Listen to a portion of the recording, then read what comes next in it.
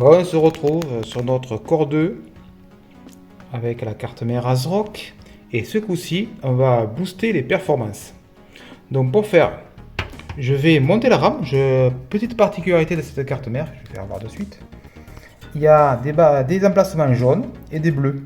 Et on voit que le détrompeur n'est pas au même endroit. Et en fait, les barrettes jaunes, c'est pour des DDR2 et les emplacements bleus, c'est pour des DDR3. Donc la carte mère, on peut mettre deux types de mémoire différents. Et bien sûr, on ne peut pas mettre les deux types en même temps. Mais c'est pratique puisque les barrettes de DDR3 sont plus facilement trouvables en plus grosse capacité. Donc voilà ce que j'ai. Donc en haut la DDR2 et au-dessous la DDR3. Donc on voit que le détrompeur est pas au même endroit. Donc on passe de 2 fois 1 Go de RAM DDR2 à 2 fois 2 Go de DDR3. Donc ça sera plus performant. Et surtout, donc on passe donc à 4 Go de RAM, mais aussi on passe sur un Core 2 Quad 9550, c'est-à-dire un processeur 4 coeurs à 2,8 GHz au lieu du E4300, c'était dual core à 1 Go 8. Et je remplace le disque dur par un SSD 120 Go. Donc c'est pas très gros, mais ça va bien booster les performances parce qu'actuellement il boot en 1 minute. Il arrive sur Windows, et quand on est sur Windows, il faut attendre 1 minute de plus avant qu'on puisse faire quelque chose, parce que le disque dur il gratte à mort. Donc avec ces trois optimisations, mémoire 4 Go de RAM au lieu de 2, plus gros processeur, 4 coeurs, plus de fréquences, et SSD, on va voir les gains qu'on a. Et est-ce que notre PC bureautique de 2006 est enfin utilisable en 2022? Comparaison rapide entre les deux processeurs, donc on passe de 2 à 4 coeurs, de 1 Go 8 à 2 Go 8, et de 1 méga de cache par processeur, donc 2 mégas de cache pour le 4300, à 3 mégas de cache par corps sur le Q9550, soit 12 mégas au total. Et le FSB prend un petit boost au passage, passant de 800 à 1333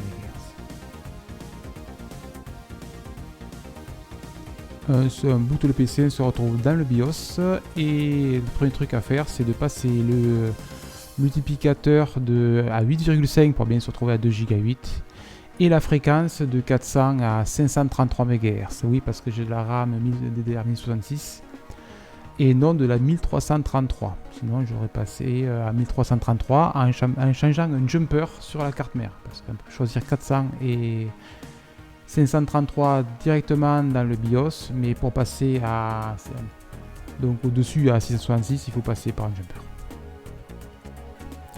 jumper. J'ai mis la vitesse réelle de boot, donc je vais juste démarrer le PC. Et par rapport au disque dur mécanique, ça n'a strictement plus rien à voir. Bon, déjà, on arrive sur Windows. Le temps qui se log, vous voyez la différence de performance est assez énorme par rapport au vieux disque dur mécanique, et surtout le PC est quasi immédiatement utilisable. Avant il fallait 1 minute pour arriver sur le bureau et attendre 1 minute de plus le temps que le PC continue à gratter et à charger des programmes en sous-tâche. Là ça fonctionne directement, donc je lance un petit CPU-Z, donc avec le droit administrateur bien sûr. Et je vais exécuter le benchmark. Donc déjà je vais faire voir ce qu'il y a dans le CPU-Z. Donc c'est bien un Q9550 qui est détecté. Je lance à côté GPU-Z pour voir la carte vidéo. Donc, comme je disais précédemment, la HD 5450 de chez AMD, ou ATI à l'époque.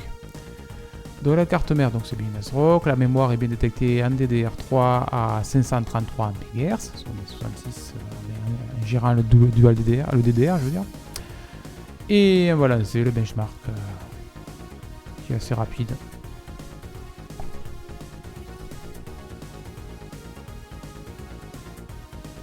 Le E4300 avait 65 en single thread et 132 en multithread. Donc là, on a fait un énorme bond en avant.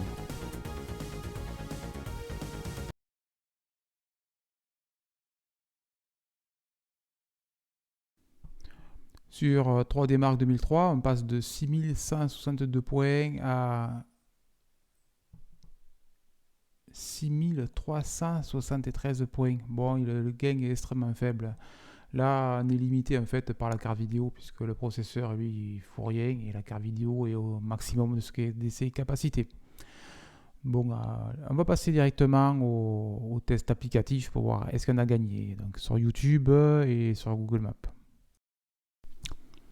Bon, j'exécute directement donc Microsoft Edge et on lance YouTube et on va voir ce que ça va donner.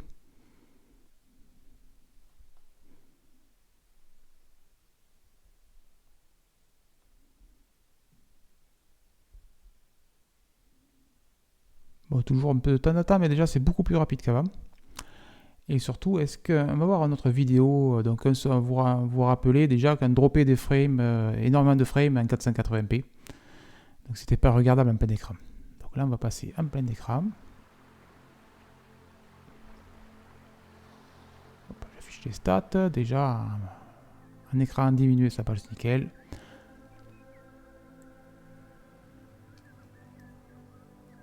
Je passe en plein écran. Et là, il drop de temps en temps une frame, c'est très rare. Donc on voit que ça passe à 1920 par 1080 à 60 images par seconde. Donc là c'est impressionnant la différence. D'un 480 saccadé, on passe à 1080 fluide. Et là tout est dans le processeur. Comme il faut voir, il n'y a plus aucun problème pour aller voir des vidéos à 1080p en plein écran. Donc là, ce test, c'est bluffant. Et on passe sur Google Maps, d'ailleurs avec YouTube en fond de tâche. Là, il n'y a plus de problème avec 4 Go de RAM, je veux dire. Donc en 2D, bon, il n'y a pas de problème. On va surtout voir le petit bonhomme dans la rue. Ah, ben voilà, déjà la différence est énorme. Il n'y a plus le chargement par section et c'est enfin utilisable.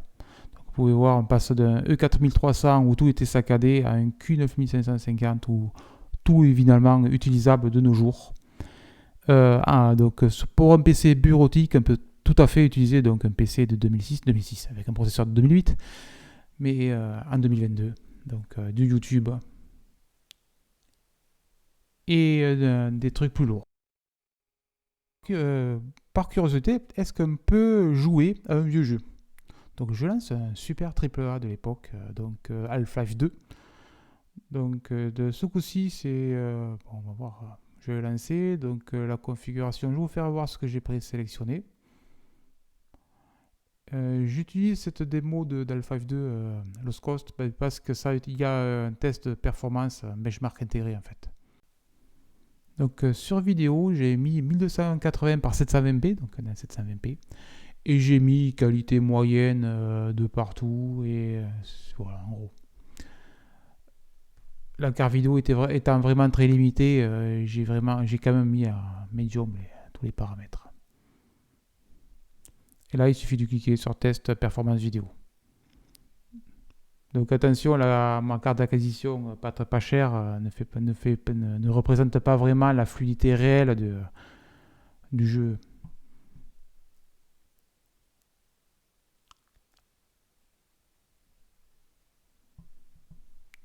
Théoriquement, elle peut enregistrer à 60 images par seconde, mais je n'ai pas trouvé comment faire. Donc,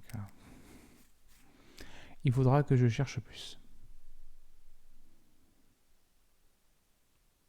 Bon, on va se retrouver directement à la fin du bench, ça ira plus vite. Donc, comme on remarque, le jeu tourne donc à 60 images par seconde. Donc, on peut effectivement utiliser ce vieux PC pour jouer à des vieux AAA. Ça, voilà, des vieux AAA de 2003. Ça fonctionne. Dans une prochaine vidéo, je vais faire un nouvel upgrade ce coup-ci et je vais mettre une carte vidéo beaucoup plus costaud. Bon, toujours une vieille carte vidéo, mais normalement, les performances seront. Le PC sera enfin utilisable en jeu vidéo parce que là, j'ai essayé plusieurs jeux et à part des vieux titres, bien sûr, comme Half-Life 2, il n'y a rien d'autre qui tourne. Ne comptez pas jouer à Fortnite par exemple avec ce PC. Donc dans la prochaine vidéo, vous verrez avec une HD 7750 qui est bien plus costaud que cette carte vidéo HD 5450 qu'on a dans le PC actuellement. On se retrouve bientôt.